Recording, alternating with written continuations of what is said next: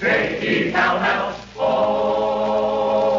The Jello Program, brought to you by Jello and Jello Pudding, starring Jack Benny, with Barry Livingston, Phil Harris, Dennis Day, Rochester, and yours truly, Don Wilson. The orchestra opens the program with Free for All.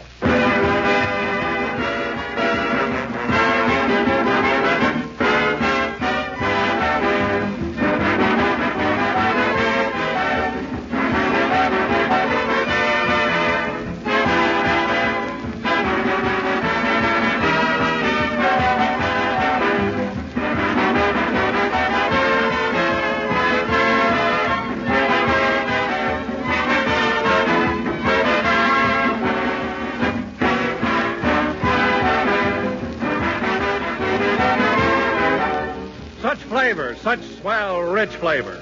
That's what you're going to say, friends, the very first time you taste the new Jello. Because Jello today is extra rich thanks to a new and exclusive Jello process. By means of this amazing process, Jello's glorious goodness is locked in, protected for your pleasure. And never before has Jello tasted so downright grand. Never before has it been a more perfect dessert, a more delicious treat. You'll enjoy it more than ever now that Jello's famous flavor is locked right into the tiny Jello particles. Just try it and see. Prove for yourself that Jello's flavor really is locked in.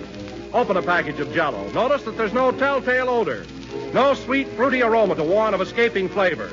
But the instant you dissolve the Jello into a grand Jello dessert, out pours its captive flavor to make that dessert a wonderfully rich, tempting treat. So order several packages of Jello tomorrow. Remember, Jello's new locked-in flavor makes Jello more than ever the dessert for you.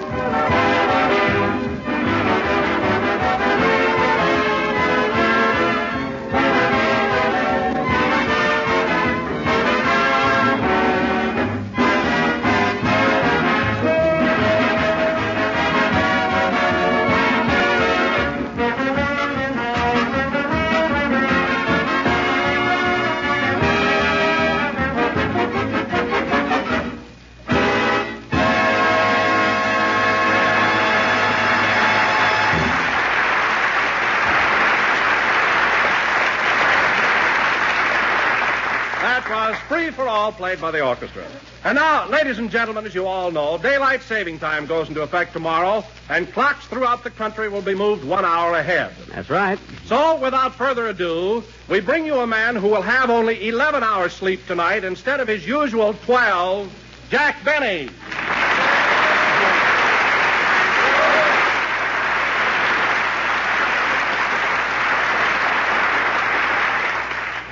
Thank you. Jello again, this is Jack Benny talking. And, Don, I don't know where you got the impression that I sleep 12 hours a night. I'm up bright and early in the morning, the same as everybody else. Yes, Jack, but look at the time you go to bed. By 9 o'clock every night, you're in dreamland. And not on Wednesday nights. They don't raffle off the Plymouth at the Oriental until 9:30. By the time I get through arguing with the manager, it's usually 2 in the morning. Well, what's the idea of arguing with the manager? Listen, Don, I've been going to that theater for years now. It's about time I won a slab of bacon or something.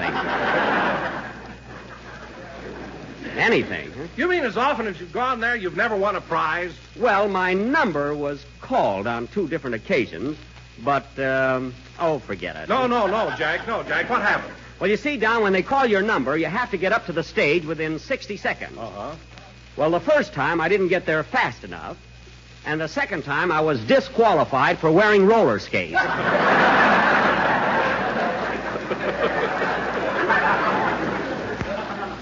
I missed out on a case of minute tapioca. Anyway, Don, getting back to your introduction, you'll have to admit that it was hardly fair. Oh, come now, Jack. Just because you get to bed late on Wednesday nights, that doesn't make you a night owl. Well, it's not only Wednesday, big boy. You know what time I hit the hay last night? 4 a.m. 4 a.m.? My goodness, were you out night clubbing? No, it was Mr. Billingsley's fault. He was playing soldier outside my bedroom door, and just because I didn't know the password, he wouldn't let me in.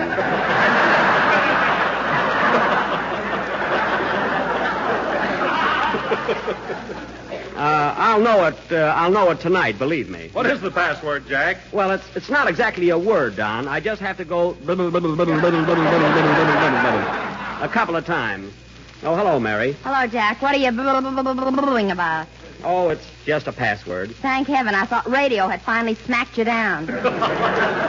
No, nothing like that. My ears ring frequently, but that's about all. That's good. Say, Jack, did you tell Don the bad news? Not yet. What bad news? Well, on account of daylight saving next week, Jack is going to dock us all 1 hour's pay. 1 hour's pay? It's only for the duration. You'll get it back as soon as the war is over. The hour or the money? Both. It's wartime. And if there are any more objections, just read your contract. Who can read it? You've got one whole page written in Eskimo.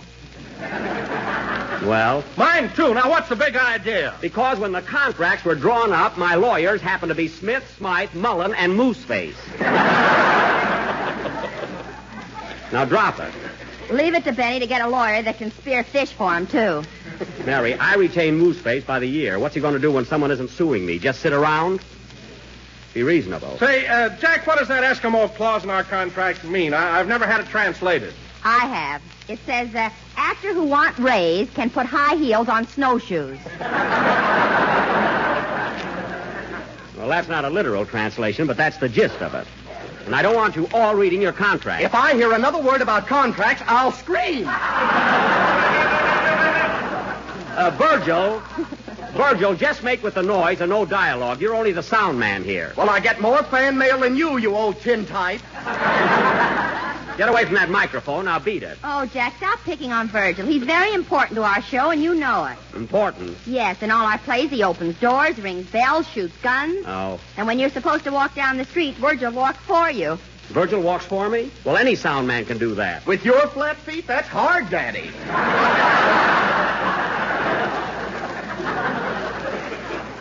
Virgil, I told you to get away from that mic. I never saw a guy with Hey, such a... Jack, here comes night school Joe. Oh, yes, our French student. Hello, Phil. Bonsoir, folks. Bonsoir. Hello, Jacques.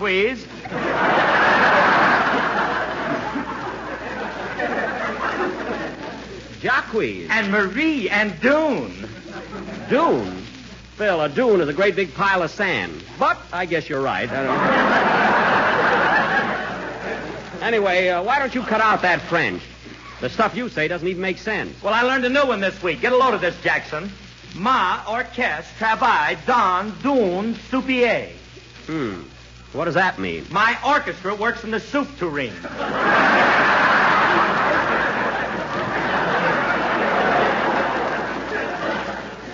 Your orchestra works in the soup tureen? Yeah, that's as close as I could get to Biltmore Bowl.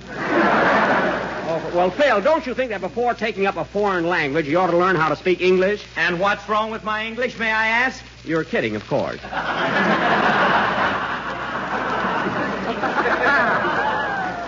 And now, folks... No, I ain't. What's wrong with my English? Phil, I met a Fiji Islander once with a ring in his nose who had only been in this country 3 weeks, and he speaks better English than you do. Much better. Well, then I got to get one of them rings.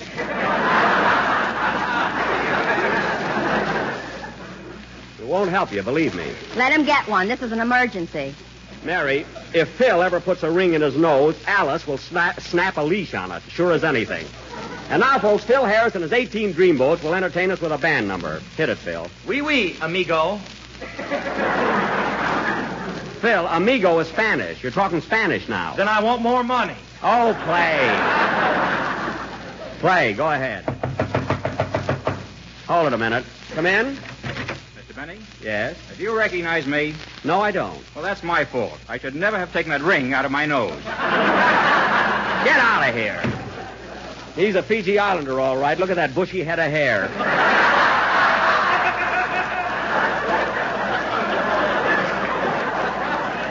Play, amigo.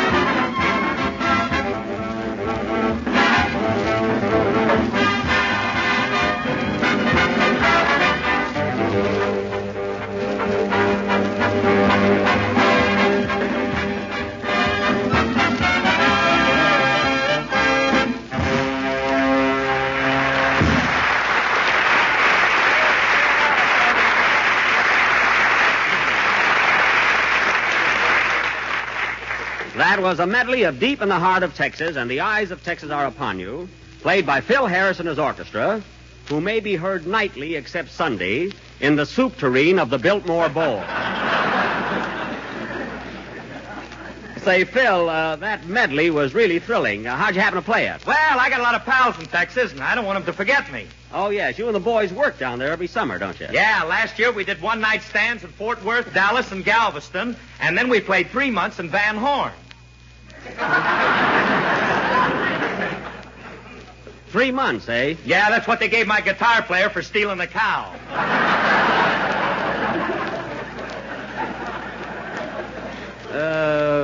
Stealing a cow? Well, he didn't exactly steal it. He tried to elope with it. You know how Frank is when he drinks.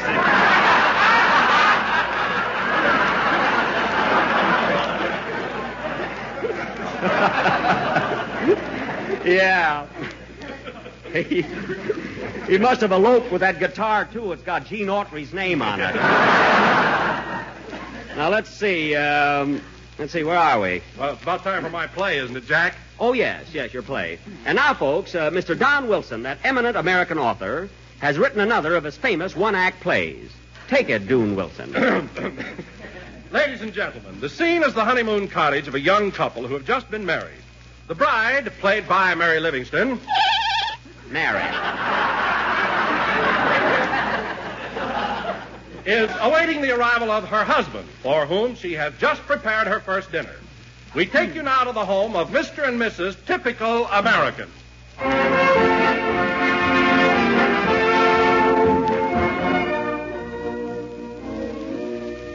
Oh, dear, it's 7 o'clock and my husband isn't home yet.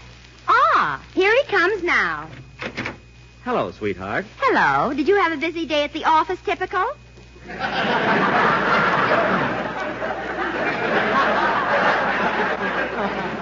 Oh, awful. That fresh boss of mine had me sitting on her knee all day.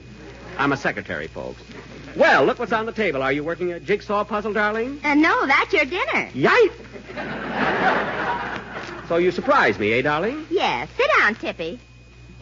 My, this looks so good. What would you like with your dinner, sweetheart? Coffee, tea, or milk? Milk, please. Okay.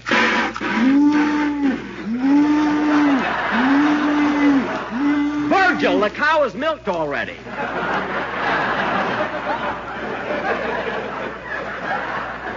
The milk's in the bottle. Now pay attention. Well, look at those homemade biscuits. Look at those homemade biscuits. Did you make them yourself? Yes, take this hammer and butter them. They are. They are a little cementy. And my goodness, look at this platter of meat. You'll love it, dear. It's Swiss steak. Swiss steak. Ole, ole, hee-hoo! Virgil!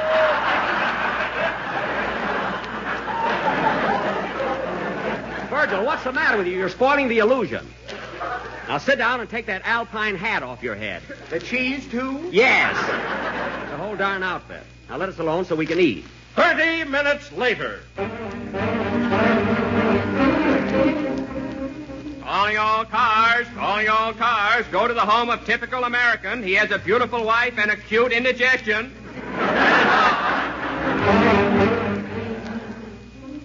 Ooh. Darling, what's the matter? Typical, speak to me. Ooh. Poor boy. Well, it looks like I'll have to eat this bowl of tempting and economical Jello all by myself. Oh, no, you don't. Give me some of that, too. Even you can make Jello right. Thank you.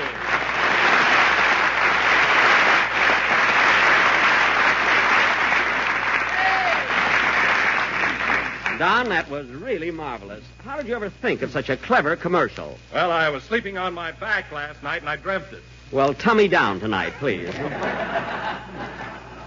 Not that I didn't like it, Don, but, well, I thought you were lost, Dennis. Where were you, kid? I'm not a kid anymore. I just fell in a manhole.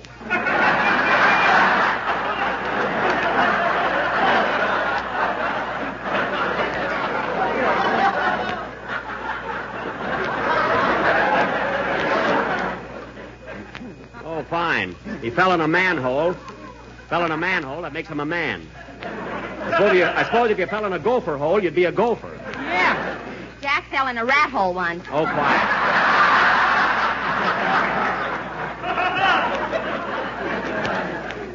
Anyway, I'm glad you got here, Dennis. And now, ladies and gentlemen... Oh, say, Mr. Benny, have I got a surprise for you? Have I got a surprise? Later, kid. For our feature attraction, this... What do you mean, surprise? Here, read this. I cut it out of a radio column. Let's see it. Well, I'll be darned. Get a load of this, fellas. It is reported officially from New York that starting March 8th, Fred Allen will switch the time of his broadcast from Wednesday to Sunday night. Imagine. Well, I knew that. He's replacing the Sunday evening symphony hour. Allen's replacing the symphony hour? Well, they better tell everybody in advance, or when they hear Allen's voice, they'll think it's an old bassoon left over. Anyway, if Allen goes on the air Sundays, I'm going off. I can make a darn good living out of pictures. Oh, how many postcards of your house do you sell a week? Plenty, sister. Anyway, I don't want Allen on the air the same day as I am. But, Jack, there are a lot of comedians besides you on Sunday night. One more won't hurt. A lot of comedians. Name one. Edgar Bergen and Charlie McCarthy. That's two. Name one.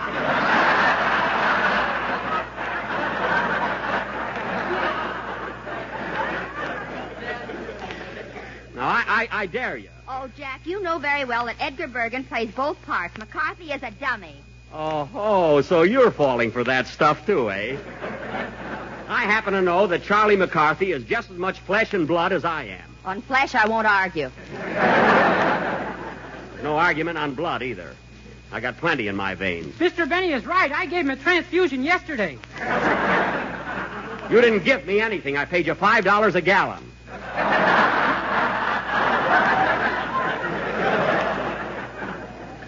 Now be quiet. Gee, I'm so weak I can hardly stand up.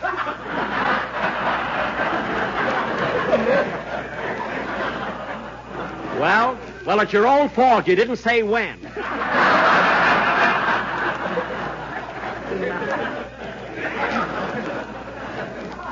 Anyway, I've got to do something about Allen. Gosh, I'm dizzy. Dennis, eat liver. You'll get it back. I know what, Mary. Mary, get me Mr. John Swallow on the phone. His private extension is 309. Okay. I'm going to nip this in the bud. He's the program manager. I'm going to straighten out this Allen Sunday night situation. I don't get mad often, but when I do... Hello? Hello, Mr. Swallow. Oh. Hello, Mr. Swallow. When did you get back from Butterscotch? Gee,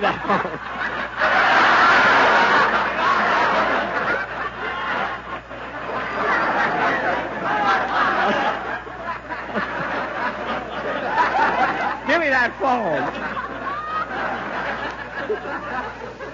Hello, Mr. Swallow. This is Jack Benny. Say, I just found out something, and I'd like to talk to you about it. Now, I'm not going to stand for any... I'm glad you called, Jack. What? Mr. Williams, the censor, tells me he's been having a little trouble with you. Trouble with the censor? Who, me? Yes. Now, Jack, when he tells you to take a joke out of your program, don't argue about it. Take it out. What? Wait a minute, Mr. Swallow. Are you referring to the gag we were going to do about cooking flapjacks on a griddle? I certainly am, and you ought to be ashamed of yourself. Well, for heaven's sake, what's wrong with cooking flapjacks on a griddle? The word griddle sounds exactly like girdle.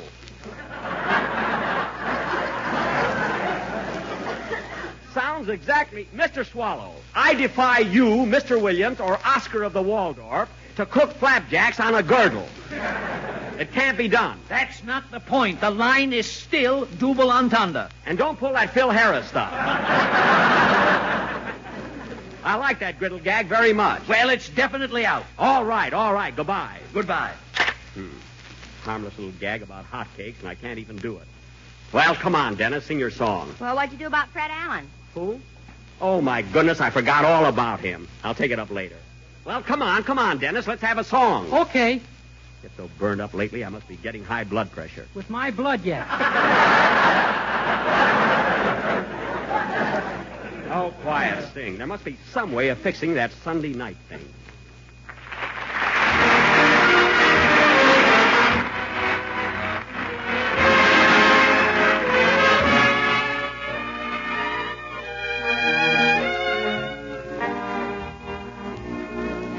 This love of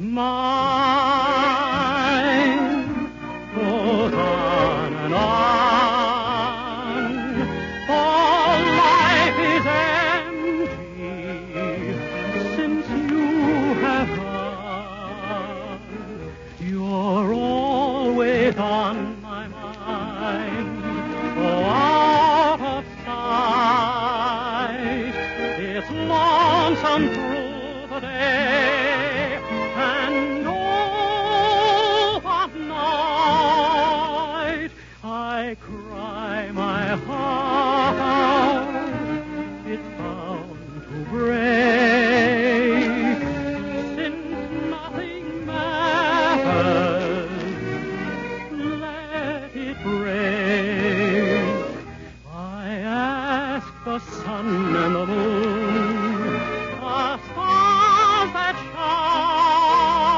shine. What's to become of it, this love of mine?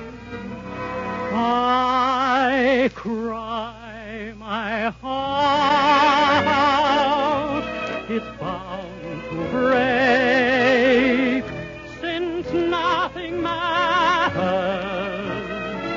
let it break. I ask the sun and the moon, the stars that shine, what's to become of it? This love of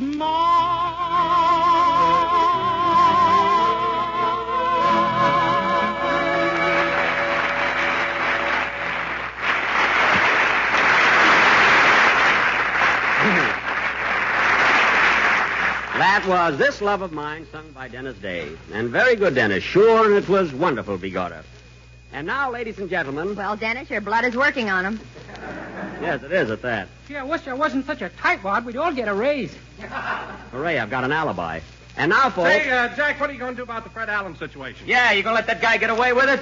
Well, I've been thinking it over, gentlemen, and I'm going to form a little group that'll take care of him. The SAALC. What's that stand for? Sunday Artists Against Low Comedy. I'm going to send letters to Bergen, Abbott and Costello, Phil Baker, Gildersleeve, and all of them. What about me? I'm a Sunday artist. You're a Sunday... Well, I'm having enough trouble with Mr. Swallow. But I'll have my lawyer send you a letter anyhow. It only costs $10 to join. That Eskimo isn't getting any $10 out of me, Sugarfoot. Who asked you? Now, get this straight, Virgil. You're not a comedian. You're a sound man, and not a very good one at that. I don't know why I don't yank that wig right off your head. You lay one hand on me, and you'll... Oh, Jack, stop pointing at your glasses. He won't hit you. Never mind. I got more important things to do than argue with this guy. Until March 8th, I'll be working day and night. You mean to say that you're going to all this trouble just to keep Allen off the air Sundays? I owe it to the public. It's a crusade. That's what it is. Well, gee, I don't know what all this fuss is about. Personally, I think Mr. Allen is wonderful. Dennis, you're fired. Anyway, Don, get out, scram, kid. Anyway, Don, I think I'll send you... Leave the music here, Dennis. It's not yours.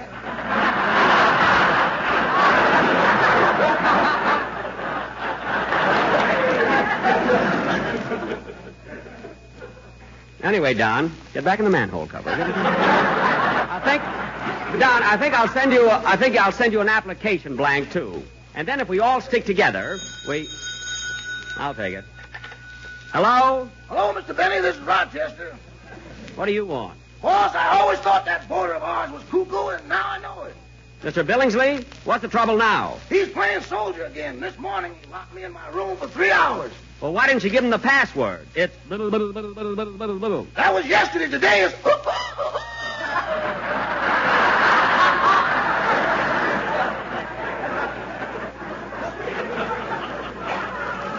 Oh, so he changed it, eh? Well, I'm glad you told me. I don't want to have to go to a hotel tonight. Now, Rochester, you just humor Mr. Billingsley and let him play soldier. He's perfectly harmless. What about that shotgun he carries around? That shotgun isn't loaded. It ain't, eh? No. You know that big picture we got in the library of George Washington crossing the Delaware? Yes? Well, he'll never make it in that boat. It's full of holes.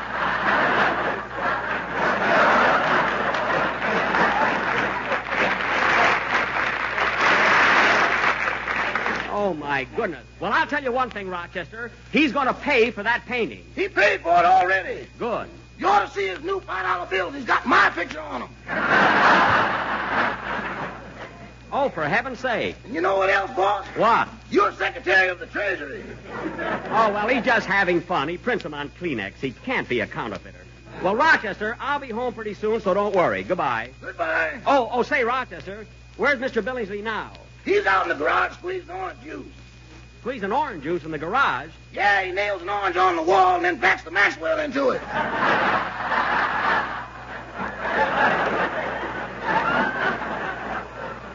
Oh, well, I'll see you in a little while. So long. So long. I was wondering where those yellow spots on my garage wall came from. I thought there was something wrong with my eyes. Play, Phil. If you have a family that loves rich, tempting desserts, then don't wait another day to serve this one. It's a delightful Jello treat called Imperial Peach Mould, a grand-looking, good-looking dessert that's not only delicious, but easy to make. Here's all there is to it. Simply dissolve 1 package of orange Jello in a pint of hot water and peach juice and chill until slightly thickened. Next, fold in 1 cup of canned sliced peaches drained. Or, if you wish, use 1 box of quick frozen sliced peaches, freshly thawed. Then mold and chill until firm. And there's a really special treat, a rich, shimmering combination of juicy sliced peaches and sunny orange Jello. So get a can of sliced peaches or a box of quick frozen sliced peaches from your grocer tomorrow and treat yourself to this swell dessert. When you make it, be sure to use genuine Jello, because Jello is extra delicious, thanks to its new locked-in flavor. We're a little late, so good night, folks.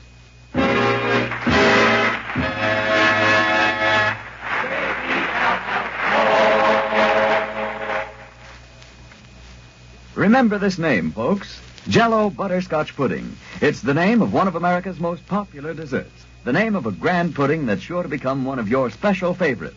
Jello Butterscotch Pudding is marvelously smooth and luscious, with a swell homemade goodness. And it's full of golden butterscotch flavor. So tomorrow, when you order Jello, get Jello puddings in all 3 flavors: chocolate, vanilla, and butterscotch. Jello puddings are just like Grandma's, only more so. This program came to you from Hollywood. This is the National Broadcasting Company. KFI, Los Angeles.